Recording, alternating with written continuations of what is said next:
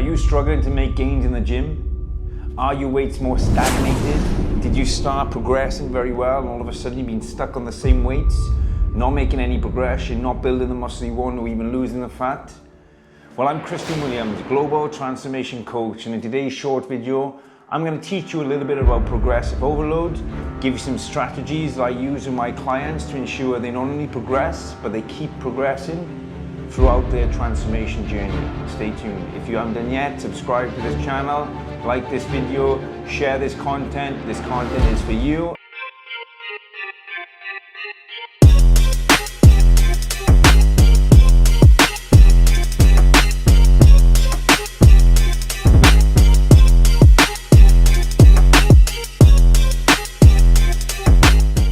So what I've experienced personally from my own training and with working with thousands of clients over the years of my coaching since 2008, winning Mr. Wales, Mr. England, Mr. London, representing the UK in the World Championships, winning running-up PT of the year in Dubai, and being very passionate to help people just like you. What we find is when you first start working out or you first start your exercise program, results come very easily. And that's because it's a bit of a shock. We discussed this in a previous video as well. So what tends to happen is you'll see your weights going up, you may see the body fat going down, and you may see your strength and the muscle size going up as well. But if you've been training longer than 2 months, what you'll find is often enough, we hit a plateau. And what a plateau means is where there's no progression at all. And if you're not careful and you can keep on this journey of plateau, you start to descend. Okay, and we see this very common, especially with the experience I've had from actually monitoring and analyzing the data from my clients.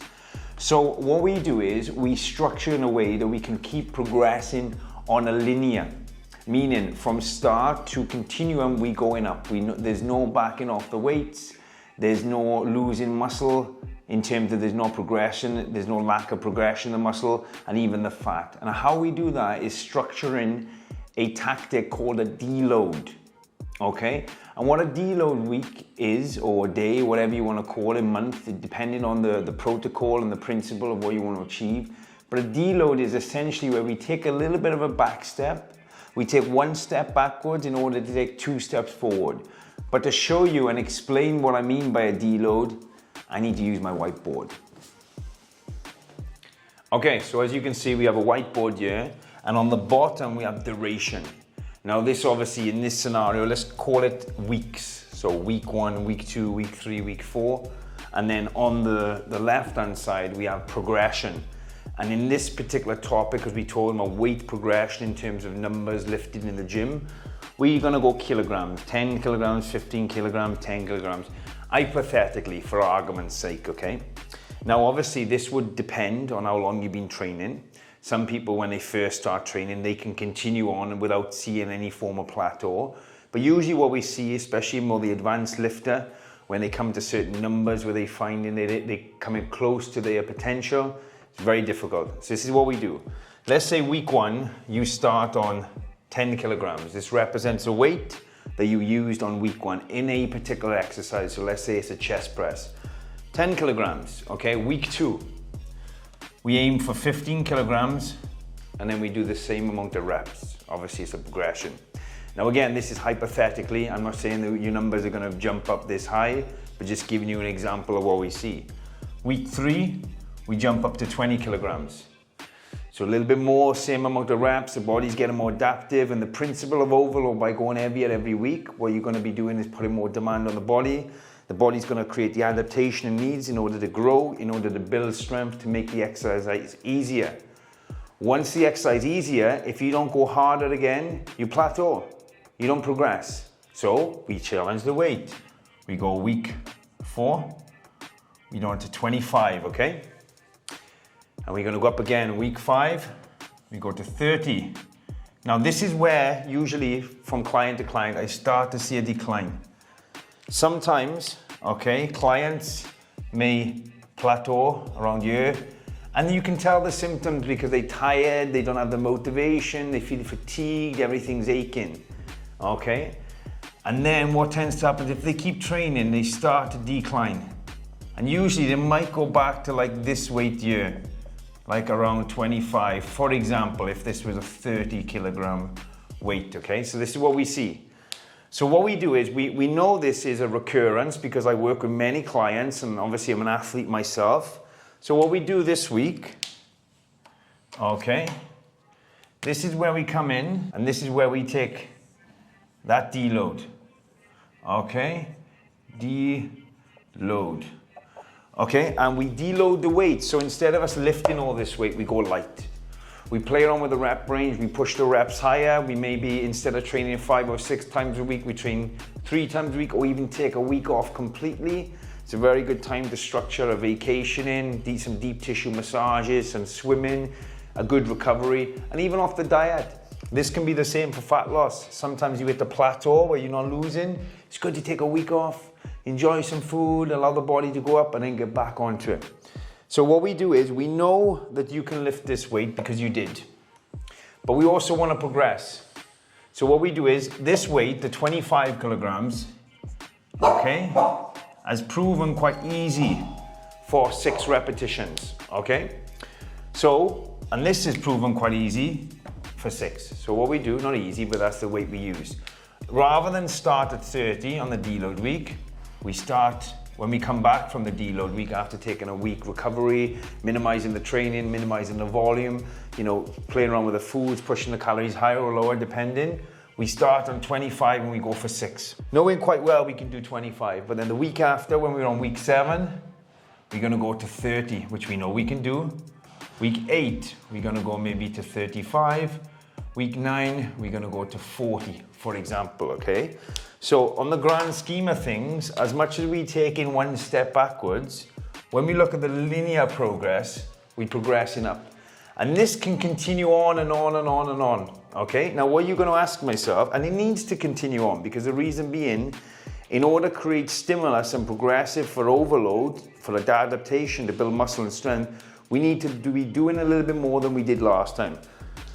So the question you may be thinking is, what happens if I just simply can't lift more weight?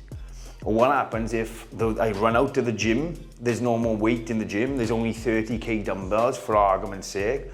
Or what happens if I don't want to lift any more weight? I'm squatting a good number and now I'm worried that if I squat anymore, my lower back is going to rupture. And that's a really good question. And for that, I need to get back on my desk. So great question. What if you run out of the weights in the gym? What if actually you can't lift anymore? What if you don't want to lift anymore? And I've certainly had clients in that predicament before, and even from my own experience in training, either I've run out the weights in the gym or I've been lifting enough that I think, you know what, I don't want to lift anymore. So what do we do? How do we create the same stimulus and progressive overload without lifting the weights?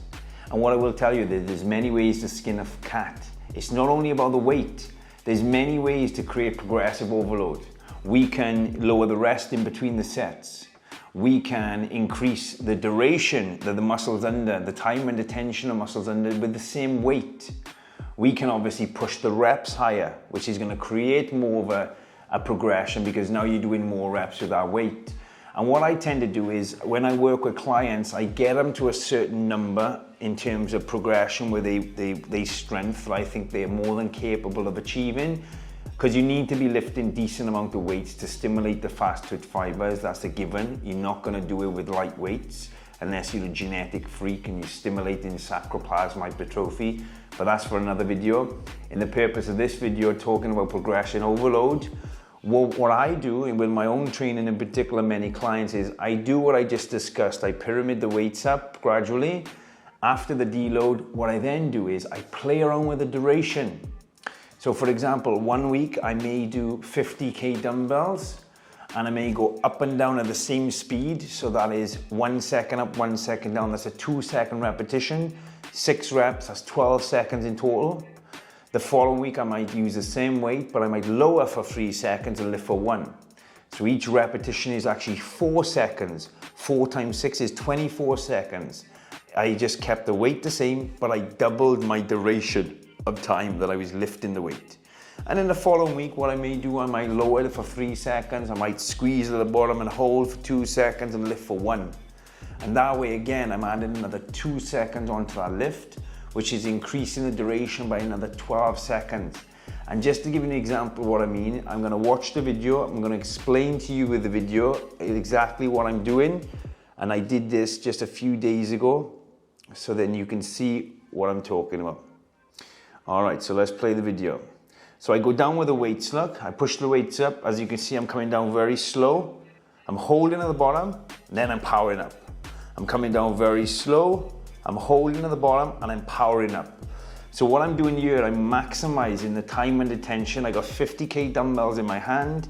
The week before, all I did was lower down slow. The week before that, all I did was come down and come up at the same tempo. And as you can see, I'm putting a lot of stress into the area. You know, I'm creating the time and attention. I may do a drop set, which we can go into now, and I'm dropping the weight as well. And I'm doing the same tempo. So coming down slow, holding at the bottom, and coming up slow, powering up, and then coming down slow. So by training like this, I'm increasing the time and attention progressively every week. But I'm still doing it in a program and a principle in order for my body to keep adapting to the new stimulus. And like I mentioned, and I will mention again, if you want to progress in any way or form, okay, if it's in your endurance training, if it's in your weight training, if it's in your bodybuilding in terms of hypertrophy, you have to be doing a little bit more than you've done before. It's very simple. More reps, more weight, lowering the rest period. You have to be creating more of an overload than you did before. All right, so if you need any help structuring your program, like I do with many of my clients, they fill in questionnaires, I understand their progress, I understand where they've been, where they want to go, and I design the program, I monitor it, and we work together as a team.